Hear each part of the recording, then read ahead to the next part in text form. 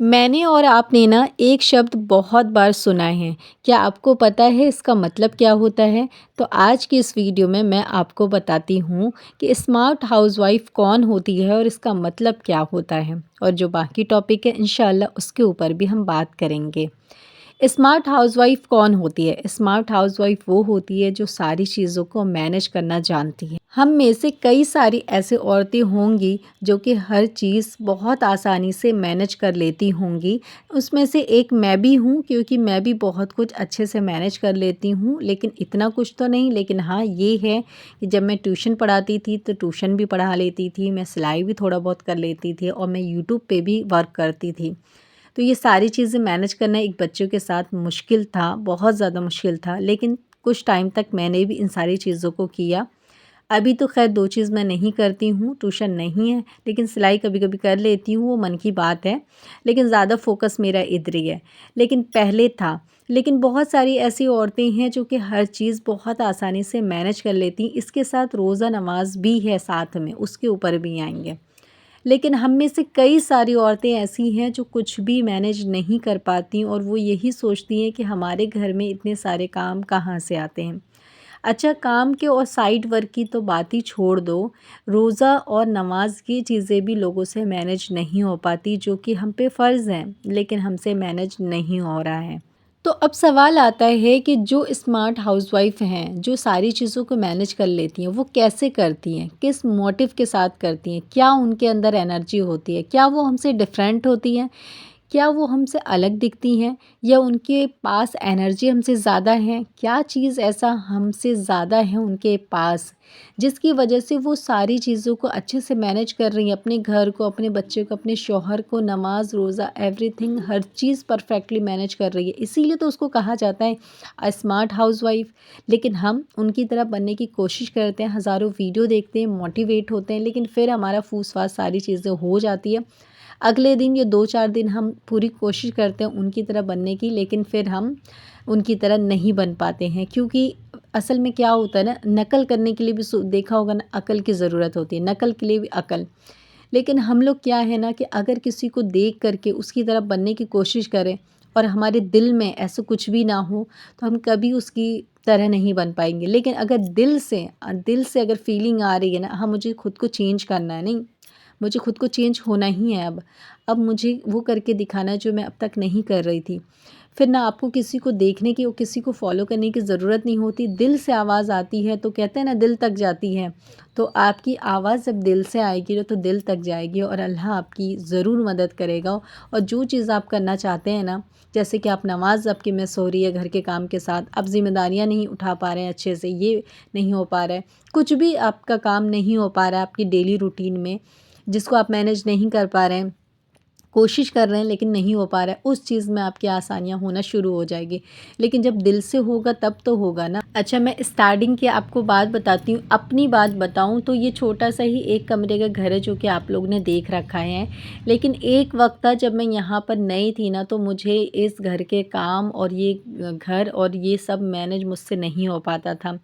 यूँ समझ लो कि मेरे शौहर ने बहुत बार मुझसे ये चीज़ कही थी कि यूट्यूब की वजह से ना ये घर के काम तुम्हारे रह जाते हैं, तुम ज़्यादा ध्यान इसमें देती हो। और वाक़ई में मैंने बहुत सारा ध्यान इसमें दिया करती थी और मेरे घर का काम नहीं हो पाता था। एक दिन की बात हो तो इंसान बर्दाश्त कर लेगा, कोई भी हो, लेकिन आप रोज़मर्रा की डेली रूटीन ही ये बना लेते हैं कि आप घर के काम आपके पड़े रहते हैं, आपका घर गंदा रहता है, आपके घर में कोई क्लीनिंग नहीं है, आपका घर साफ़-सुथरा नहीं है, आपके कबर्ड, आपकी फ्रिज, हर चीज़ आपकी गंदी-संदी है। महीने हो जाते हैं, हफ़्ते हो जाते हैं, उसका कोई वो ऑर्गेनाइज़ नहीं हो रहा है, वो साफ़ नहीं हो रहा है, वो क्लीन नहीं हो रहा है, तो ज़ाहिर है इंसान, कोई भी इंसान हो, आपको बोलेंगे ही, चाहे वो आपके पेरेंट्स हो या फिर शादी के बाद आपके शौहर हों। तो आपको ना इन सारी चीज़ों का ख़्याल रखना होता है जो भी आप काम करते हैं, और इसके साथ आपको नमाज़ भी पढ़नी है, कुरान भी पढ़ना है, और आपको जो है जब रोज़े का टाइम हो वो भी पूरा करना रखना है, कोशिश करनी है। तो अगर ये सारे काम आप नहीं कर पाते हैं तो ज़ाहिर है कोई भी हो, या आपके पेरेंट्स हो या आपके शौहर हो, वो आपको बोलेंगे ही कि तुम घर पे रह के क्या ही करती हो, मतलब ये चीज़ काम नहीं हो रहा, घर के काम नहीं हो रहा। तो वो ताना आपको देंगे ही। तो यहाँ कोई गलत नहीं है, क्योंकि आपके पेरेंट्स भी आपको देते हैं और शादी के बाद आपके शौहर भी वो चीज़ बोल रहे हैं, तो उनकी गलती नहीं है, गलती यहाँ हमारी होती है कि हम अच्छे से अपने घर को नहीं मैनेज कर पा रहे हैं। हम जो साइड वर्क कर रहे हैं, होम वर्क कर रहे हैं, घर पे बैठ के जो भी काम कर रहे हैं, चाहे ऑनलाइन हो या ऑफ़लाइन हो, उसको हम अच्छे से अपने घर के काम के साथ नहीं मैनेज कर पा रहे हैं, इसीलिए हमें ये सारी चीज़ें सुनने के लिए मिल रही है। लेकिन हमारी जगह पे बहुत सारी ऐसी औरतें हैं जो कि बहुत आसानी से हर चीज़ मैनेज कर लेती हैं। वो बाहर जाके भी काम करती हैं और घर भी अपना बहुत आसानी से मैनेज कर लेती हैं। अब सवाल ये आता है कि जब वो औरतें मैनेज कर लेती हैं, या तो वो हमसे अलग होंगी या हमारी तरह होंगी। तो हम सबको पता है कि इंसान एक दूसरे की ही तरह होता है, बस कुछ चीज़ें डिफरेंट होती है, लेकिन हर चीज़ सेम ही होती है। तो वो भी इंसान ही है, उसके उसके भी 2 ही हाथ हैं, उसके भी 2 पैर हैं, उसके भी मतलब जैसी शक्ल है वैसी हमारी शक्ल है, 2 आँखें उसके पास, 2 कान, हर चीज़ सेम है। लेकिन फिर भी वो हमसे ज़्यादा एक्टिव है, हमसे ज़्यादा मोटिव है, लेकिन हम नहीं हैं। तो हम क्यों नहीं हैं, उस बात पे आते हैं और अपनी ज़िंदगी को क्यों नहीं सुधार पा रहे हैं, हम क्यों नहीं हर चीज़ मैनेज कर पा रहे हैं अपने काम के साथ। इसके पीछे रीज़न क्या है, उस रीज़न के ऊपर हम बात करेंगे, ताकि हम अपनी ज़िंदगी में, क्योंकि ज़िंदगी छोटी सी है, मरने के बाद हर इंसान को अपने अपने आमाल का हिसाब देना होगा, तो हमें अपने आमाल अच्छे करने होंगे। तो जो चीज़ फ़र्ज़ है, हम बातचीत और अखलाक तो अच्छे कर ही लेंगे, लेकिन जो चीज़ फ़र्ज़ है उसको छोड़ के अखलाक अच्छे हों, तो फिर ये कोई बात हुई। तो हमें हर चीज़ लेके चलना है। जब अल्लाह ने कह दिया है जो चीज़ हम पे फ़र्ज़ है, तो वो चीज़ हमें लेके चलना है। लेकिन हम उस चीज़ के लिए टाइम ही नहीं दे पा रहे, हम नमाज़ के लिए हमारे पास टाइम नहीं है, क्योंकि हमसे तो घर के काम ही ख़त्म नहीं होते, तो नमाज़ क्या ही पढ़ेंगे हम। इसीलिए हम कैसे अपने घर को मैनेज करें। बहुत सारी औरतें हर चीज़ कर रही हैं, तो हम क्यों नहीं कर सकते? हम भी इंसान हैं, हम भी वैसे ही हैं, तो हम भी कर लेंगे। लेकिन वो लोग क्यों कर पाते हैं, मैं वो चीज़ बताती हूँ, और हम क्यों नहीं कर पा रहे हैं, इस कमी के ऊपर भी बात करेंगे इंशाल्लाह। तो सबसे पहली चीज़ कि जो औरतें हर चीज़ मैनेज कर लेती हैं, तो उनका ना एक एम होता है, एक प्लानिंग होती है। लेकिन अगर आपने अपने दिन की रूटीन की प्लानिंग कोई नहीं करते ना, आपका कोई मोटिव नहीं है, जैसे कि आज आप सुबह में उठे, आपने कुछ भी डिसाइड नहीं किया कि मुझे क्या चीज़ करना है, क्या-क्या काम करना है, तो आपके कम काम में भी सारा दिन निकल जाता है। लेकिन अगर आप सुबह उठते हैं, या फिर कभी भी ज़िंदगी में आपने कोई चीज़ डिसाइड कर लिया हो, मुझे सुबह उठ के ये करना है, ये करना है, तो उस दिन आज़मा लीजिएगा, या नहीं आज़माया तो अब आज़माइएगा कि उस दिन आपका काम जल्दी हो जाता है, वक्त से पहले हो जाता है, आपको आपके पास काफ़ी सारा वक्त मिल जाता है, जिसमें आप नमाज़ पढ़ लेते हैं, कुरान पढ़ लेते हैं, और आपके घर के काम काफ़ी सारे हो जाते हैं। आपको रेस्ट करने का भी वक्त मिल जाता है, जो एक्स्ट्रा वर्क कर रहे हैं उसके लिए भी आपके पास टाइम मिल जाता है।